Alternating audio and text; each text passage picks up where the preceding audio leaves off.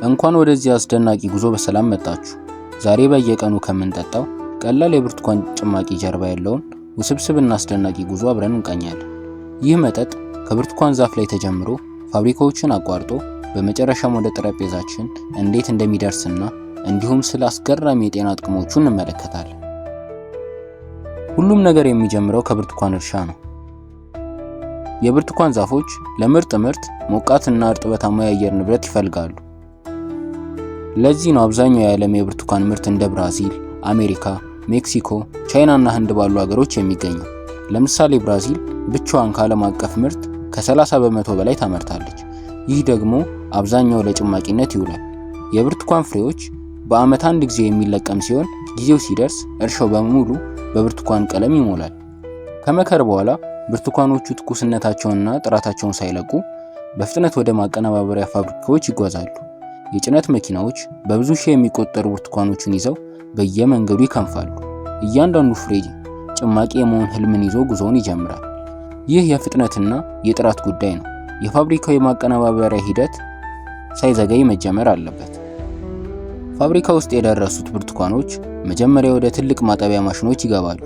እነዚህ በውሃ በደንብ ይታጠባሉ። ይህ አቧራ፣ ቆሻሻና ሌሎች ነገሮችን ለማስወገድ ይረዳል።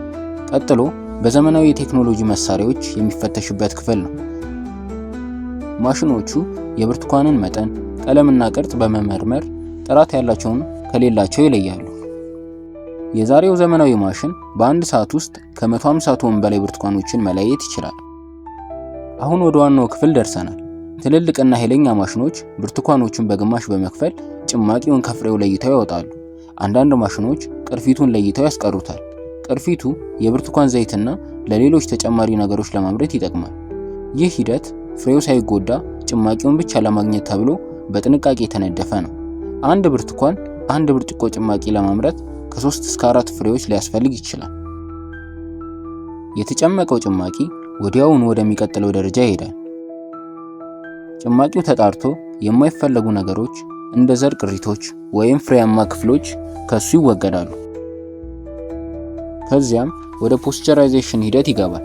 ፖስቸራይዜሽን ጭማቂውን ለጥቂት ሰከንዶች በጣም ከፍተኛ ሙቀት ላይ በማድረግ ጎጂ ባክቴሪያዎችን የሚገድል ሂደት ነው።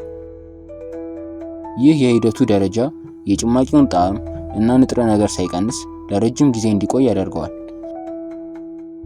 የብርቱካን ጭማቂ እስከ 1 ዓመት ድረስ በጥሩ ሁኔታ ሊቆይ የሚችለው በዚህ ፖስቸራይዜሽን ምክንያት ነው። የመጨረሻው ደረጃ ማሸግ ነው። ፖስቸራይዜሽን የተደረገው ጭማቂ በንጹህ ካርቶን ጠርሙሶች ወይም ልዩ ፓኬጆች ውስጥ ይገባል። አንዳንድ የጭማቂ አይነቶች ከጭማቂ ማጎሪያ የሚሰሩ ናቸው። ይህ ማለት ጭማቂው ከባድ የሆነውን ክብደቱን ለመቀነስ ውሃው ተወግዶ በማጎሪያው መልክ ይጓጓዛል ማለት ነው። ከዛም ወደ መዳረሻው ሲደርስ ውሃው ተመልሶ ተጨምሮበት ይሸጣል። ሌሎች ደግሞ ትኩስና የተጨመቀ ሲሆኑ ከፋብሪካው በቀጥታ የሚሸጡ ናቸው። የብርቱካን ጭማቂ በብዙ የዓለም ክፍሎች ውስጥ ከጠረጴዛ የማይጠፋ መጠጥ ነው። ታዋቂነቱ ከጥቅሙ ጋር በቀጥታ የተያያዘ ነው። የብርቱካን ጭማቂ የቫይታሚን ሲ ዋነኛ ምንጭ ነው። ይህ ኃይለኛ ቫይታሚን የበሽታ መከላከል አቅማችንን ከማጠናከሩም በተጨማሪ የቆዳ ጤናን ይደግፋል። እንዲሁም የሰውነትን ብረት የመምጠጥ አቅምን ያሻሽላል። አንድ ብርጭቆ ጭማቂ ብቻ በቀን የሚያስፈልገን የቫይታሚን ሲ መጠን ከ90% በላይ ይሸፍናል። በዓመት ከ10 ቢሊዮን ሊትር በላይ ጥቅም ላይ ይውላል። ዋና ተጠቃሚ ሀገራት የሚባሉት አሜሪካ፣ ጀርመን፣ ፈረንሳይ እና ብራዚል ናቸው። ዓለም አቀፍ የገበያ ሁኔታን በተመለከተ የብርቱካን ጭማቂ ኢንዱስትሪ በዓመት ከ400 ቢሊዮን ዶላር በላይ ገቢ ያስገኛል። ከብርቱካን ዛፍ ላይ ተጀምሮ እስከ ቤታችን ድረስ የሚደርሰው ሂደት ነው። የብርቱካን ጭማቂ ጉዞ በዘመናዊ ቴክኖሎጂ እና በሰው ልጅ ጥረት የተሞላ ነው። ቀጣይ ጊዜ የብርቱካን ጭማቂ ሲጠጡ ይህን ሁሉ አስደናቂ ጉዞና ከጀርባው ያለውን ጉዞ ያስታውሱ። ቪዲዮውን ስለተመለከታችሁ እናመሰግናለን።